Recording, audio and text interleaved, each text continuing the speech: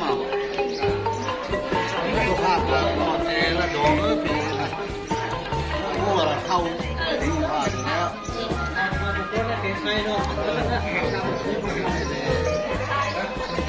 เจ้าเอ๋ผีเสื้อเอาตุ้งเอ๋เดี๋ยวนะถ้าเปิดแค่ท่านเสื้อเยอะเลยวุฒิแม่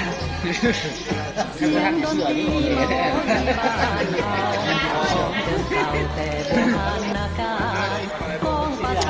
เสียงหลังแก่วงดังก้องส่งเสียงคุยเสียงแก่ดังก้องส่งเสียงคุยเสียงแก่เที่ยวสมัยอายุบนแพงหรือเปล่าเฮ้ยลืมระเบิดช็อปเตอร์นะเนี่ยเขาจะสมควรหรือเปล่ามาหานี่ป่ะเอามาทั้งหรอวะตายเยอะได้มาส่งกันอ้าวมาแต่มาส่งมาแล้วเจอหุ่นละมานทหารจากกระแพงแล้วจางก่อนอยู่แดนใดหัวใจบ่ลืมแสนสับซึ้งดังเสียงของแม่แสนสับซึ้งดังเสียงของแม่ไปเก็บแห่เก็บจมเงินมือ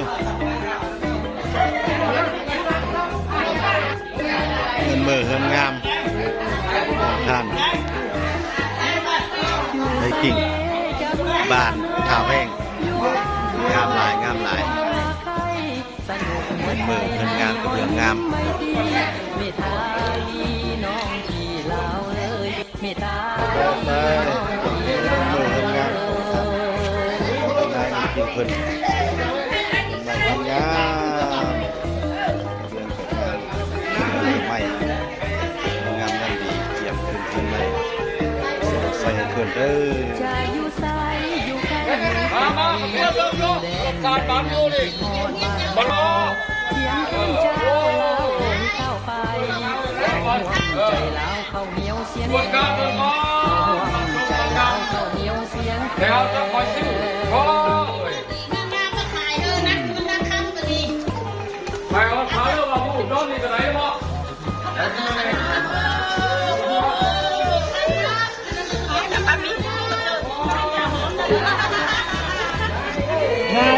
กำลังจัดแจ้งทางนี้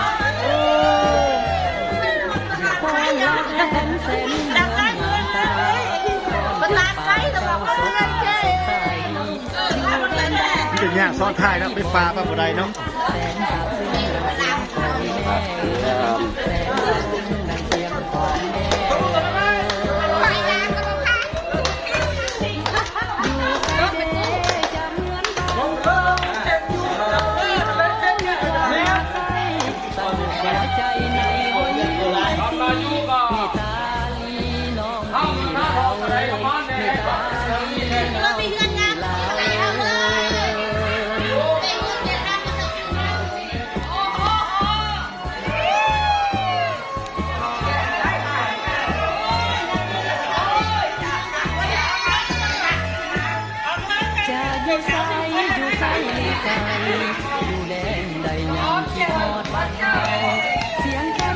ออก3 ห้องคนละจังย่าห่วงใจลาวเข้าเหนียวเสียงแค่ห่วงใจลาวเข้าเหนียวเสียงแค่3 ห้องเลย3 ห้องเลย1แล้ว1 ห้อง3 ห้องเลย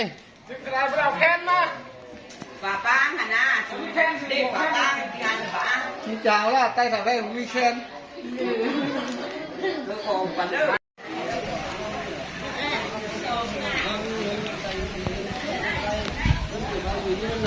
แพงไหนบอก2 ล้านดอลลาร์แพงเมื่อบอกแพงนั่นแหละไปอีกรอบนึงก่อนนะรอบก่อนรอบก่อนกดกลางก่อนถามเงินมาไปซ้อนเที่ยวนี่ก็เดี๋ยวก็ห้ามก็เล่นกระถางได้ถามซื้อเฮือนดิเขาบอกอย่างนี้เราเดียวนี่หว่าต้องเลิกสักครั้งตุ๊กตาเดียวไอ้พุทธนะบอกจอกก่อนนะกำมือกองนี่นะบอก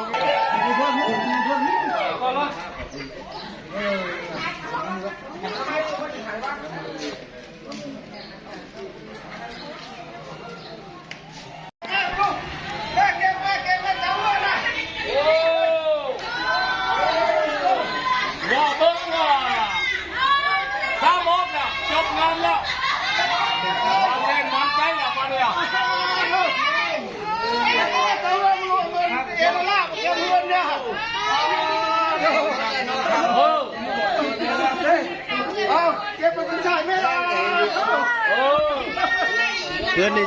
คำคูณหมานขึ้นได้ เห็นดีเอาเนาะแพงกันเลยเนาะ เห็นดีแล้ว นั่นแหละถือว่า มือฟองมาว่าแค่ตะวันแล้ว เงินคำได้มีบ่ มี โอ้ยปีมามีบ่ มีต้องขอบคุณ ต้องบอกมีบ่ มี ยาแฝกเลี้ยงควายยายังสร้างมีบ่ มีต้นคอนกูเนี่ยคันว่าคำพระคุณทางมีละต่อไปนี่อ่ะเป็นเศรษฐีมีเงิน$1,000,000,000และ1,000,000,000 บาทละบัดนี้ละคือมีแล้ว เอางามน้ำดีแล้วขึ้นโชคใช้ได้มาแล้วนี่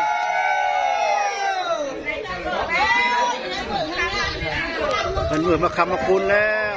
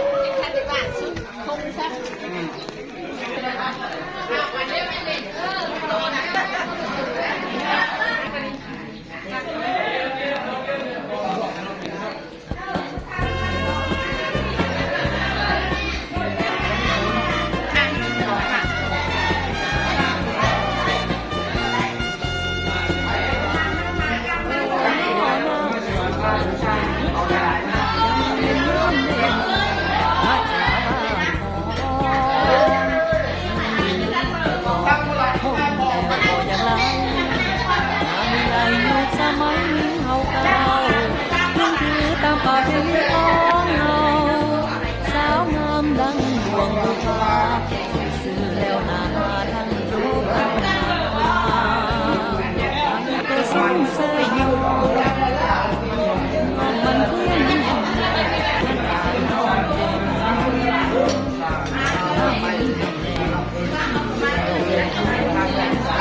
นสายตาแสวงหาของ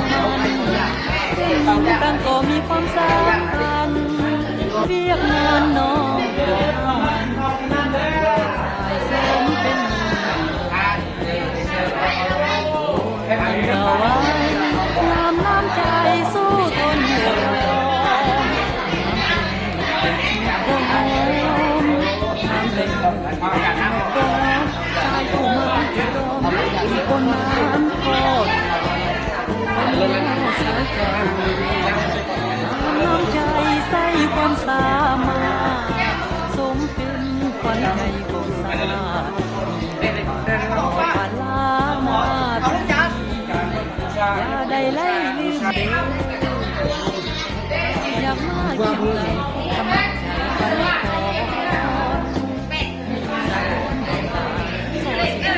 ก่อนคนบ่เพียงพอผลงานนักมาเลยคนก็ได้คนดีไม่คอยพาเขาได้มีคำว่า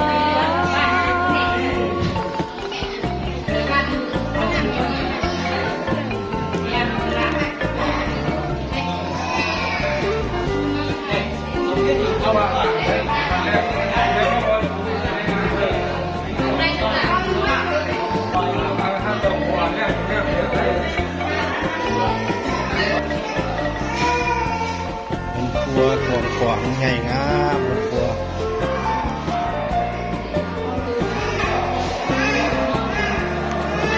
อย่าไว้งามน้ำใจสู้ทนอดทนเต็มเต็มปองน้ำเต็มเต็มปองผู้มาจอมอีกคนนั้นก็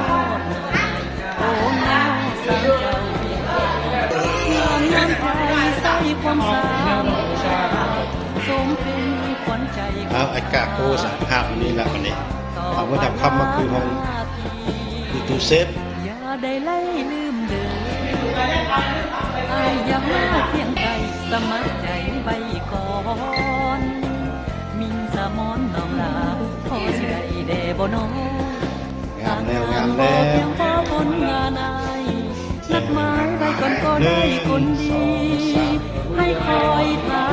อีกจากทีพอได้มีความหวัง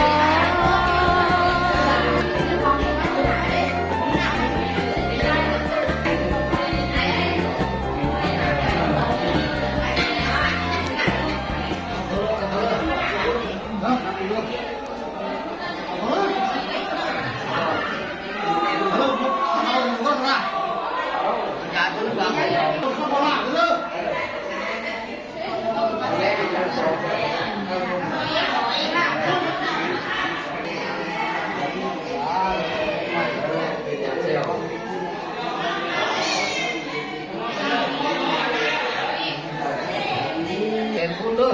คุณเด้อคุณเด้อลูกหลานเด้ออันนี้ละท่านบุญมันขึ้นเงินหลังนี่อยู่มันอยู่ยืนมาพูดอันนี้ละพูดเลยถึงละอันนี้ท่านแสงขึ้นจะเป็นเงินคุณท่านหลังนี่นี่ทำคือว่าอะไรทำสดใสคือเงินหลังนี่มีสุขมีใช้ทำสุขหนักสบายเศร้าสิ้นใจอะไรครับท่านลำรวยคือเงินหลังนี่ให้ลำรวยได้เจนได้ดีได้ลำรวยจงมาเป็นว่าอะไรลูกหลานกันนี่เดี๋ยวมาเดินตรงนั้นเลยเท่ายักษ์ครับยักษ์ครับขอบคุณลำรวยสุขให้ได้ดีทำนี่เนาะนี่เนาะดีเลยจงครับอันนี้จงไปเลยครับผมถือว่าเลยงามยามดีคุณใหม่เลิกอะไรเลิกมาคำเลือคุณทางนี้เป็นดีเด้อ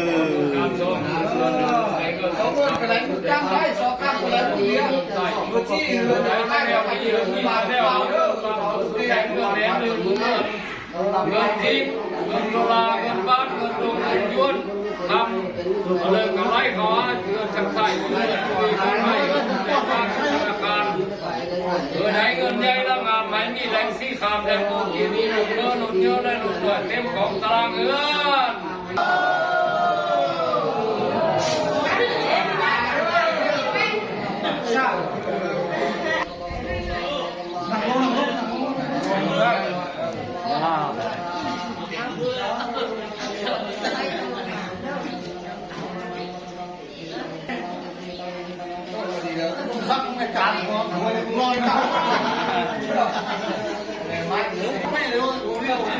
เข้ามาไปในเฮือนพุ่น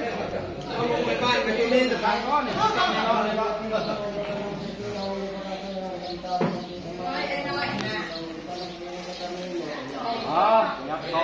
ใส่ไทยเลยมันมา